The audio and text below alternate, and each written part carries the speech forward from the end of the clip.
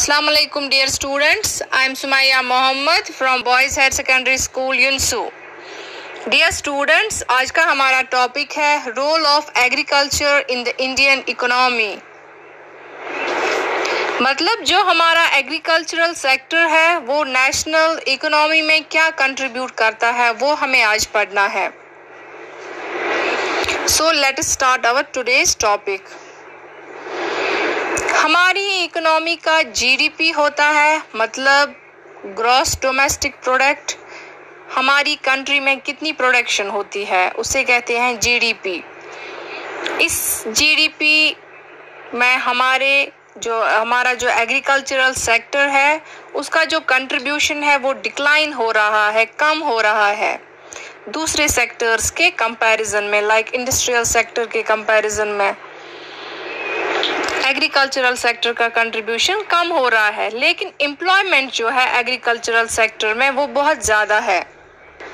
तो एम्प्लॉयमेंट के कंपैरिजन में अगर देखें तो इसमें एग्रीकल्चरल सेक्टर का कंट्रीब्यूशन टुवर्ड्स जीडीपी बराबर है। That is number of people engaged in agricultural sector is very high.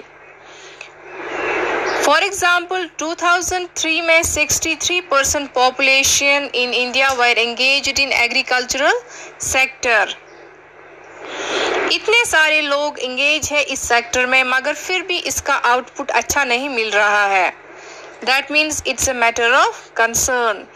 इसका मतलब आगे जाकर और प्रॉब्लम्स क्रिएट हो सकती है, रिसोर्सेज की शॉर्टेज हो सकती है और जो लोग इस सेक्टर पे डिपेंडेंट है, जिनकी रोजी रोटी इसी सेक्टर पे डिपेंडेंट है, इनकी लिविंग कंडीशंस पे भी बहुत बुरा असर पड़ सकता है due to lack of sufficient source of income.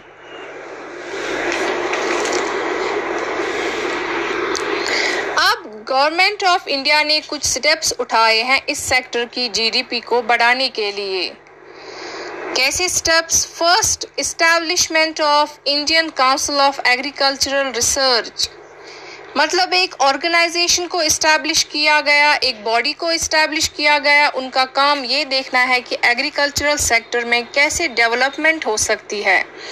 ये ध्यान रखेंगे कि एग्रीकल्चरल सेक्टर में क्या चेंजेस ला सकते हैं वो, जिससे ये इम्प्रूव हो सके। सेकंड, क्या स्टेप उठाया गवर्नमेंट ने? Agricultural universities were set up.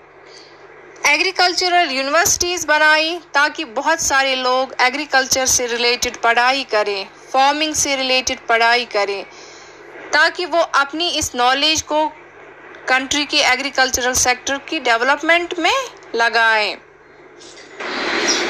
इसके अलावा veterinary services were also setup. मतलब एनिमल रियरिंग के इम्प्रूवमेंट के लिए भी स्टेप्स उठाए गए। इसके अलावा एग्रीकल्चरल सेक्टर के लिए मेट्रोलॉजिकल डिपार्टमेंट्स इस्टेब्लिश किए गए ताकि किसानों को पता चले कब क्या मौसम होने वाला है। लाइक अगर बारिश हो रही है तो पहले से किसानों को इतला दी जाती है कि दवाई की स्प्रे अगर करनी होगी तो कल बारिश हो रही है तो वो इसको रोक सकते हैं 1-2 दिन तक। इसके अलावा टेलीविज़न और रेडियो के थ्रू एग्रीकल्चरल सेक्टर की इम्प्रूवमेंट के लिए बहुत सारे प्रोग्राम्स बनाए गए। इनके ज़रिए लोगों को खेती बाड़ी से रिलेटेड इंफॉर्मेशन दी गई कि कैसे वो अपनी एग्रीकल्चरल प्रोडक्शन जो है उसको बढ़ा सकते हैं, उसको इंक्रीज़ कर सकते हैं, उसको इम्प्रूव कर सकते हैं। ये सारे स्टेप्स उठाए गए ताकि एग्रीकल्चरल सेक्टर का जो कंट्रीब्यूशन है towards GDP, gross domestic product, वो इंक्रीज़ हो सके। अब हम एक टेबल को स्टडी करेंगे जिसमें हम देखेंगे एग्रीकल्चर का क्या रोल है जीडीपी में as compared to other sectors. 2000 to 2007 तक अगर बात की जाए तो एग्रीकल्चर की क्या परसेंटेज है टुवर्ड्स जीडीपी? इट इज़ 1.7 और इंडस्ट्रियल सेक्टर का है 8.3 और सर्विस सेक्टर जो है वो है 9%। इसी तरह से अगर 2007 से लेकर 2012 की बात की जाए तो एग्रीकल्चरल सेक्टर का जो कंट्रीब्यूशन है towards GDP that is 3.2%। Industrial sector का है 7.4, दैट मीन्स एग्रीकल्चर सबसे कम है और सर्विस सेक्टर है 10%। इसी तरह से अगर 2012 से लेकर 2017 क्या ग्राफ हम देखेंगे वो है एग्रीकल्चरल सेक्टर का 4.2। दैट मीन्स इम्प्रूवमेंट तो हो रही है मगर उस लेवल तक नहीं। इंडस्ट्रियल सेक्टर है 10.9% एंड सर्विस सेक्टर है 10%। दैट मीन्स एग्रीकल्चरल सेक्टर का जो कंट्रीब्यूशन है टुवर्ड्स जीडीपी वो इम्प्रूव हो रहा है बट एट स्लो लेवल। मगर जिस हिसाब से दूसरे सेक्टर का है वो ज़्यादा है, दूसरे सेक्टर्स की ज़्यादा कंट्रीब्यूशन है टुवर्ड्स जीडीपी। इस हिसाब से एग्रीकल्चरल सेक्टर में डेवलपमेंट नहीं हो रही है ज़्यादा। अब ये प्रॉब्लम क्यों हो रही है, इसकी वजह क्या है? जो इंडियन फार्मर्स है वो compete नहीं कर पाते हैं इंटरनेशनल मार्केट से। जो दूसरे कंट्री से फूड क्रॉप्स आती है, एग्रीकल्चरल प्रोडक्ट्स आते हैं, उनसे इंडियन फार्मर्स compete नहीं कर पाते हैं क्योंकि इंडियन प्रोडक्ट्स की प्राइस हाई होती है।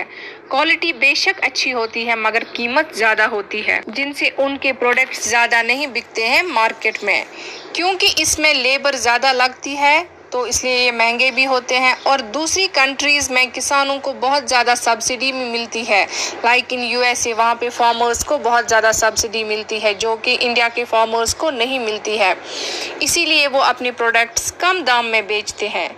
लेकिन इंडियन फार्मर्स को सब्सिडी भी कम मिलती है थ्रू गवर्नमेंट, इसीलिए इनकी प्रोडक्ट्स की कीमत ज़्यादा होती है, तो लोग प्रेफर करते हैं उसी प्रोडक्ट को जिसकी प्राइस कम होती है। इस वजह से भी जो ये जीडीपी है वो डिक्लाइन हो रही है फ्रॉम एग्रीकल्चरल सेक्टर। इसके अलावा फॉरेन प्रोडक्ट्स पे कम टैक्स लगा दिया गया, इससे बाहर से आए हुए प्रोडक्ट सस्ते दाम पर बेचे जाते हैं, तो लोग इंडियन प्रोडक्ट्स को कम खरीदते हैं। इसके अलावा इंडिया में पॉपुलेशन भी ज़्यादा है और फार्मर्स भी ज़्यादा है। जैसे हमने देखा 2003 में 62% people wire engaged in agricultural sector, तो इतने ज़्यादा फार्मर्स को गवर्नमेंट ज़्यादा सब्सिडी प्रोवाइड नहीं कर सकता है, ये पॉसिबल नहीं है गवर्नमेंट के लिए। इन्हीं रीज़न से इंडियन फार्मर्स को बहुत ज़्यादा कंपटीशन फेस करना पड़ता है from international market. So dear students, इन्हीं रीजंस की वजह से जो कंट्रीब्यूशन है एग्रीकल्चरल सेक्टर का टुवर्ड्स इंडियन इकोनॉमी वो उतना बेहतर नहीं है। That was all for today's topic, role of agricultural sector in Indian economy. Thanks and अल्लाह हाफिज़।